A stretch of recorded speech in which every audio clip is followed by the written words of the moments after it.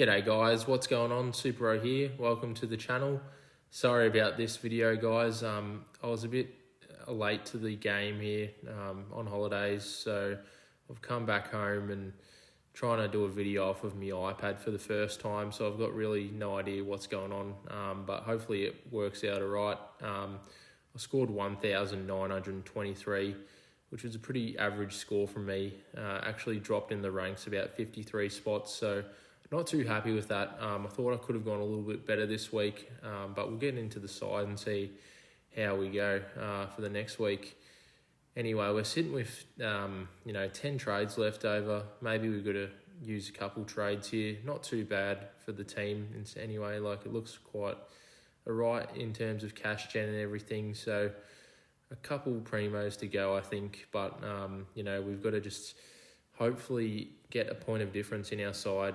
This week is going to be the week to watch out for, the ranks especially. I think it'll be the make or break week for most people.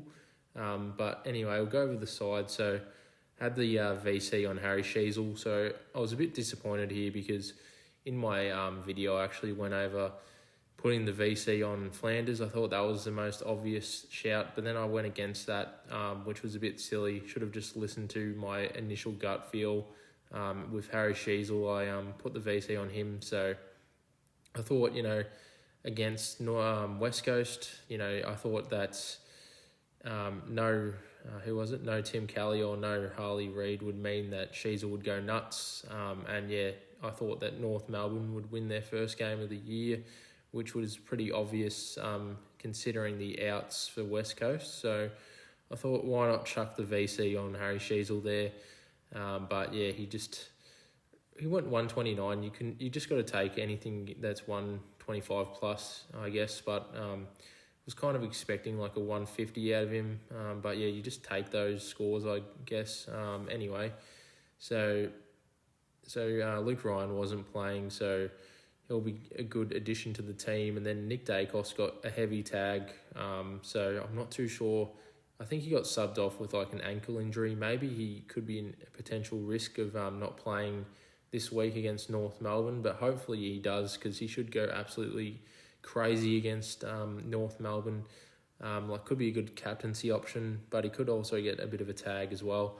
But I feel like if he's going to play, that'd be awesome. I don't know. I just think, with the bye being next week for the Pies, maybe he will get rested and just make sure that he's 100% right to go after the buys. Maybe that's what they'll do. So we might actually be out he might be out of the side for us as well. So that could be another risk, but hopefully he's not.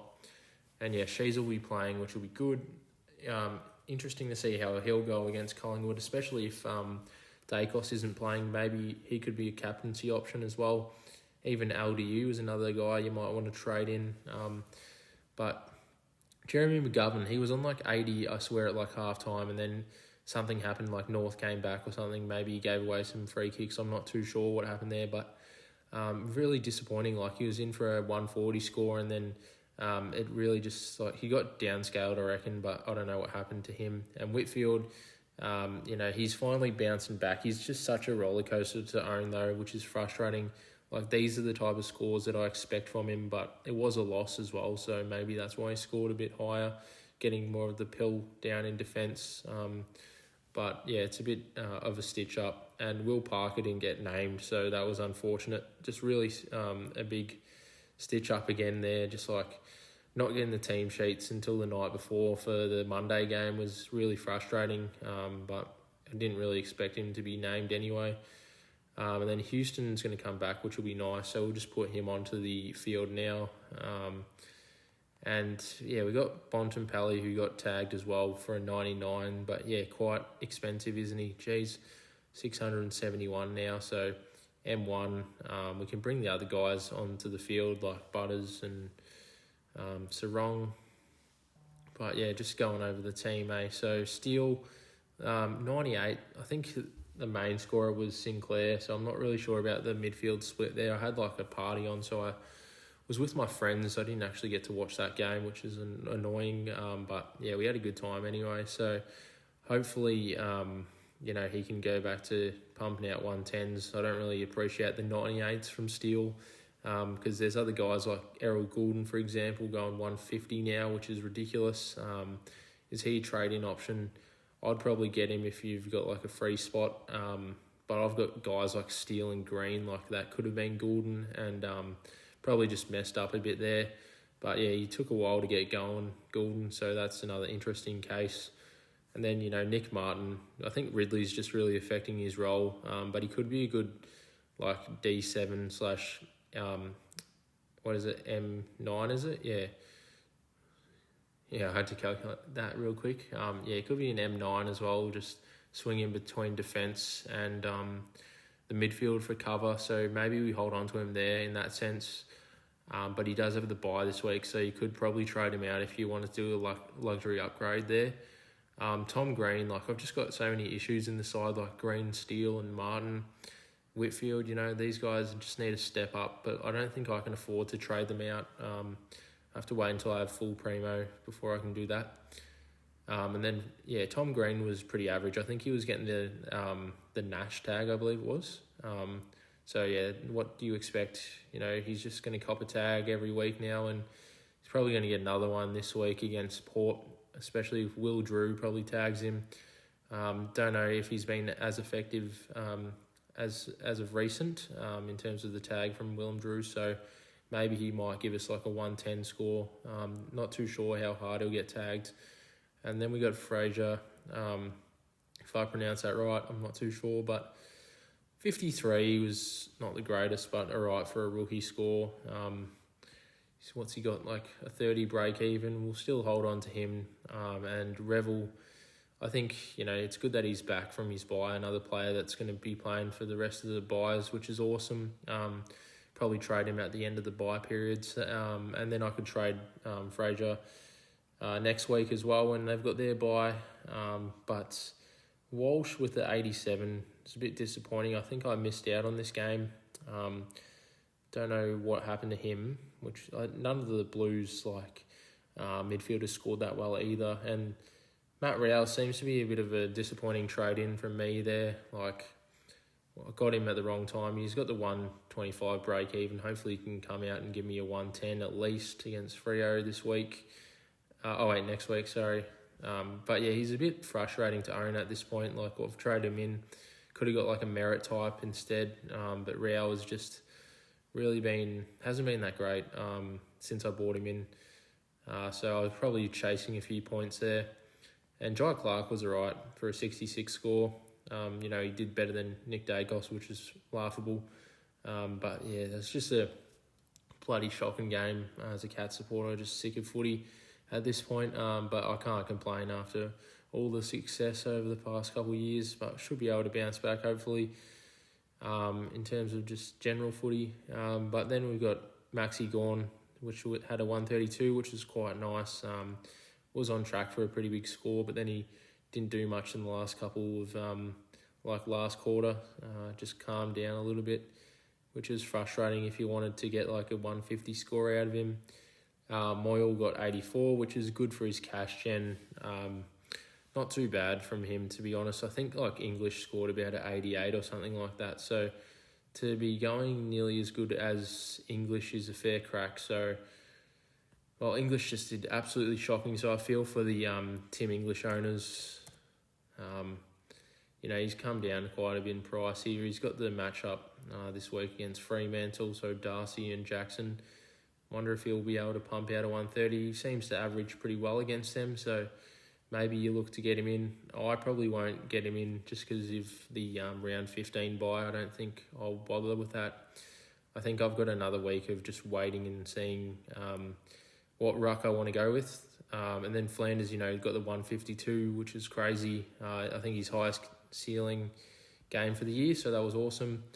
Last minute trade last week, I actually did decide to go with Dylan Moore over Rory Laird. So I think there was a couple points of difference, but I feel like I just had to get Dylan Moore in, just for the forward line. Have a pretty solid forward line now, so pretty happy with it. Don't really think there's many players in the forward line that I've missed. I've got Jackson there, so that's right.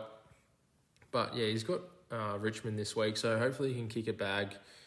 But they did get the win, so they might be a bit different now they've got Taranto back, so maybe they're more competitive, but I doubt it. Anyway, Heaney, obviously the first quarter wasn't the greatest for the Swans, but then they really just bounced back after that and started killing it, which was frustrating as a Geelong supporter. But he's just a awesome player, Heaney, so love to watch him play.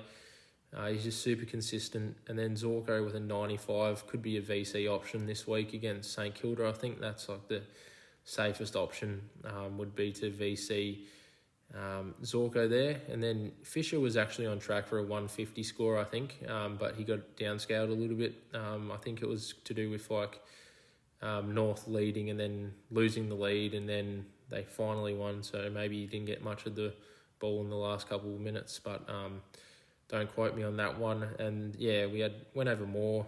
He went alright, not the greatest, but he's more of a key forwards or like a small forward type. So, I think he's got the ability to go big against Richmond if you wanted to do like a risky captaincy option. I just got him for the high ceiling that he has, because he can pump out 169s now. So I thought I might as well just bring him in the forward line, especially with the forward line being so shit. So I thought I'd do that. And then Harrison kicked a couple goals. I think he kicked 3 goals, so that was good for his cash gen. So we can hold him this week and probably flick him next week, unless we want to hold him for cover throughout the year. But for the moment, I'll just put Jackson back onto the field. I don't think my buy structure's too bad at the moment, only missing really 4 players, so not too bad. I could have a look at bringing in a ruckman. It's on this side. So, I don't really want to get English or Marshall just because, English has got the 108 there, so can drop a little bit more, but unlikely. He probably goes 130, and then Marshall's got the 131, so he could go pretty big against Brisbane, though. It's just they've got the round 15 bye, so I probably wouldn't bother there. Grundy's another guy, maybe you want to get him in. He could be pretty good. He's got Briggs coming up, which is pretty easy to score against Ruckman. Just not too sure how he's going to go against Rob if he gets in the team again. And then Cherry's been quite good, quite underrated this year, so that's a bit of a surprise. Probably wouldn't go near him, but he's been scoring well. Same with Nankervis. He's more of a pod. It's quite crazy how expensive Nank is actually, but he's a pretty dominant ruckman. Just goes under the radar a bit. Probably not the best for durability wise. Darcy Cameron, I probably wouldn't go near him. He's a bit inconsistent, but yeah, has the ability to score well. And then De Koning's another guy. He's got a low break even, so he go up a fair bit. Got quite a good matchup here. In terms of opponents coming up, I don't mind it, but I probably wouldn't go with De Koning. He's probably a good shout though. So I'm probably looking at Witts. I'll probably try and trade in Witts next week. If he does come back, hopefully they bring him back. If not, maybe I should just hold on to Moyle. But I need to finish off my side. So at the moment, I'll probably look at getting either a Grundy or a Marshall type, but I don't think I'll go there. I'll probably just wait again until next week, see how they score, and then I can bring in a Witts if he doesn't score that well. If I did want to go with a pod though, I could also look at Sean Darcy as a pod. I think he's only owned by 0.2% of teams. Where was I saying that? Oh, the format is just messing with me. I think I saw that just before. Why can't I see it? It doesn't really matter anyway. But yeah, could go with him. He's had his bye now, so 0.2% of teams. It's just another. I think it's just a wait and see. I think I'll just make the call next week. But yeah, might actually consider Sean Darcy, even though he's super injury prone. But I think that's what I might have to consider to do if I want to try and come back in the ranks, go for a out there pod in a ruck type, so I can try and get the big scores out of them. But I could see getting Goulden is probably the obvious choice this week. But I'd probably personally rather get Neil, and he's just a bit too expensive for me at the moment though. He's got like a pretty favourable matchup coming up, so against the Saints and stuff. He's just at that price point that's a bit too expensive, over 600k for me, so I probably wouldn't move heaven and earth to get him in. I was kind of looking at Josh Dunkley though, but then again, I don't have merit, so I think I'd rather if I was going to sideways anyone, I'd rather get in merit than Dunkley, I think. But Dunkley's also been at risk of also tagging players, I think. So he can also tag them and not score the greatest. But he's got the high ceiling and he's a young gun midfielder, so maybe Dunkley, we consider him. But I think for the moment, I'll probably just not do that many trades this week and just wait until next week and see if I can bring in like a ruckman. But yeah, I could see like getting in some of these guys like Dowling or Kruger. Kruger I could probably bring into the ruck department if I wanted to maximise my points on the field. Just a matter of what has actually happened to Dawson. See if he plays or not. But I'm not too sure what happened to him. He just got subbed off straight away, I think it was. So he probably got injured pretty bad. But yeah, if I was going to bring in anyone this week, I'd probably bring in like Dowling and Kruger just for the points on the field. But we'll have to wait and see on the team sheets. I think only having like, if Dawson is playing, but he probably won't be, but I'll have to double check. If he's not playing, I'll probably bring in like a Dowling or a Kruger type of player. But it'll be dependent on team sheets as well. So Kruger could also be a good option to have in the... I could just trade out Moyle and bring in Kruger for the points on the field now. That's probably like a smart thing to do. He looks like, he did play for the Cats, so know a tiny bit about him, but not the most. But yeah, when I was watching the Collingwood game, he seemed to be quite good. Like, they do need key forwards at the Pies, like another tall option in the forward line. So I think he could be a good option. He should be able to stay in the side for a bit longer. I think they like playing without Mason Cox, so maybe they do this. But yeah, this is probably what I'd do if I was going to do something this week. That way I've got like not too many players missing. I could sideways Nick Martin as well if I wanted to do that and get in like a Lachie Neale type. But I think I'd rather just finish off the midfield. I'd rather get a good ruckman first before I decide to do anything crazy like that. Just play it a bit safer. But then again, if I do want to go for the ranks, I should probably make a bold move and get rid of Martin. But I think for my sake, because I've already traded Martin out and brought him back in, I'm just going to hold him until the buys are over probably. But yeah, for this week, I'll probably put the VC on Dane Zorko and then put the C on... who else? Who are we going to put the C on? I think there's like an obvious one, and probably Nick Dacos if he's playing. Otherwise, I would say... who else? I feel like I'm missing... the Bont. I'll probably put the C on the Bont. It could be a VC option. You could also go Bont into Dacos. But because, Bont has a 182 there. Against Freo, so I think, where's this been at? This is at Marvel, so I think he could go quite large against Freo. It'll be interesting to see how Sarong goes against the Bulldogs.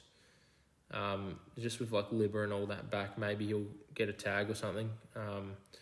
Not too sure though, but that's basically the side at the moment. I think I've only... what have I only got, like one forward left really. I've pretty much got a full side anyway, like, yeah, so I only really need to get a ruckman, which will probably be Wits if I'm going to do it. I'll probably get Wits. So I'll just wait until next week before I make my final decision about the rucks. Also, just have a look at the team sheets and see if I do need to bring in Kruger or not this week. But it should be I think I just need to calm down on the trades. I think I'm going too heavy on the trades. There's still a fair few rounds left, so I think we could just calm down a little bit there. But yeah, this is probably how I'll line up. And then we can just bring in Dowling. Oh, they've got the bye as well though. If you want the points on the field, you can do that. But yeah, Adelaide have actually got quite a nice fixture, just saying. And so do Essendon, so that's why I'm kind of putting off getting like a Dunkley or anyone, because Merritt, I think, yeah, the Bombers have such a good lineup. Like, they've got so many games at Marvel, like in Melbourne. Like, they only play one game out of Melbourne for the rest of the year, which is crazy. It's just all MCG or Marvel, which is ridiculous. So I think, I could try and get Merritt next week. So I don't think I'll do any big trades this week. I'll just wait until next week when Merritt's back and like Wits, and just see what I'll do there, because they've just got a god tier fixture coming up. Same with North Melbourne. Like, you could also try and grab LDU as well. I wouldn't mind getting LDU just because he's got quite a good lineup as well. Just have a look at his... have I gone past him? Oh, he's just all the way down here. But yeah, he's got... I think I'd actually rather grab LDU over Goulden in my situation. But yeah, just because he's got quite a good fixture. He's got some high scores against these teams in the past, and especially if you like playing finals and stuff in SuperCoach, could be some good matchups at the end of the season there, to get you over the line. So could do that. But yeah, who did we verse? We versed Peter, the Paul Stanleys. So unlucky to Peter. Had Laird, so yeah, I was thinking about getting Laird as well. I think yeah, Adelaide have a fairly good fixture, I think, as well. Just have a quick look, because if Laird does go down a fair bit more, he could be like an M9 type of player.